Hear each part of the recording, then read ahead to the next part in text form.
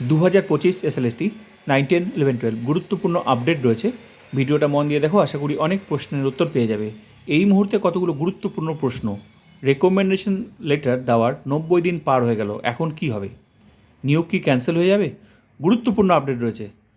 আর এদিকে প্রসেস শুরুই হচ্ছে না, নতুন করে কাউন্সেলিং হচ্ছে না। 11, 12, তারপর 9, 10 ভেরিফিকেশন বাকি আছে, ইন্টারভিউ বাকি আছে, কবে শুরু হবে? জয়নিং বাকি আছে, কবে শুরু হবে? পুরো আপডেটটা তোমরা দেখে নাও। তো স্কুল শিক্ষা দপ্তরের এক শীর্ষ আধিকারিক এ প্রসঙ্গে জানান, প্রত্যেকটি আপডেট এই ভিডিওতে আছে। জুনের প্রথম সপ্তাহেই রাজ্য মন্ত্রিসভা সম্প্রসারিত হওয়ার কথা। জুনের প্রথম সপ্তাহেই আশা করা হচ্ছে তখনই নতুন শিক্ষামন্ত্রী দায়িত্ব নেবেন। তিনি দায়িত্ব নেওয়ার পরই দ্রুত এসএসসির স্থায়ী চেয়ারম্যান ও পর্ষদ সভাপতি নিয়োগ করবেন।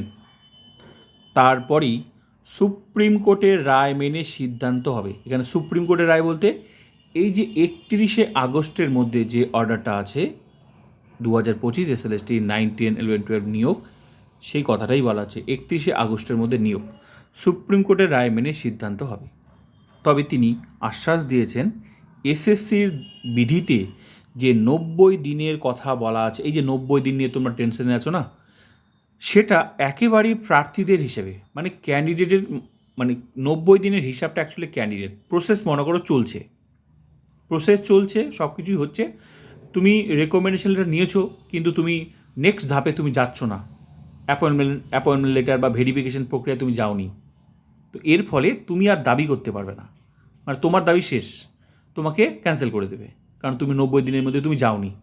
তো সেই 90 দিনের হিসাবটা অ্যাকচুয়ালি ক্যান্ডিডেটের, যেখানে প্রসেসটাই বন্ধ হয়ে আছে, তাহলে তো ক্যান্ডিডেটের কোনো দোষ নেই। তো এটাই এখানে বলেছে যে এসএসসির বিধিতে যে 90 দিনের কথা বলা আছে সেটা একেবারেই প্রার্থীদের হিসেবে, মানে ক্যান্ডিডেট।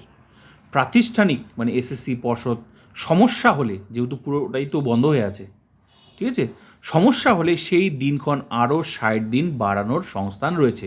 আশা করি বিষয়টা ক্লিয়ার হয়ে গেল। তাহলে টেনশন হওয়ার কোনো কিছুই নেই।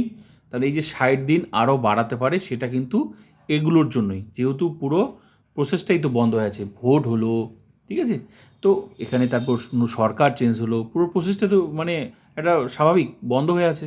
তার মানে এটা এসএসসি পর্ষদের, এটা তো ক্যান্ডিডেটের কোনো দোষ নেই। তো এসএসসি পর্ষদে কোনো সমস্যা হলে সেটা বাড়াতে পারে 60 দিন, সেটা লেখাও আছে। আশা করি বিষয়টা ক্লিয়ার হয়ে গেল। আর তোমরা এটা ধরে রাখো যে জুনের ফার্স্ট উইক, জুনের প্রথম সপ্তাহে সব কিছু আশা করি ক্লিয়ার।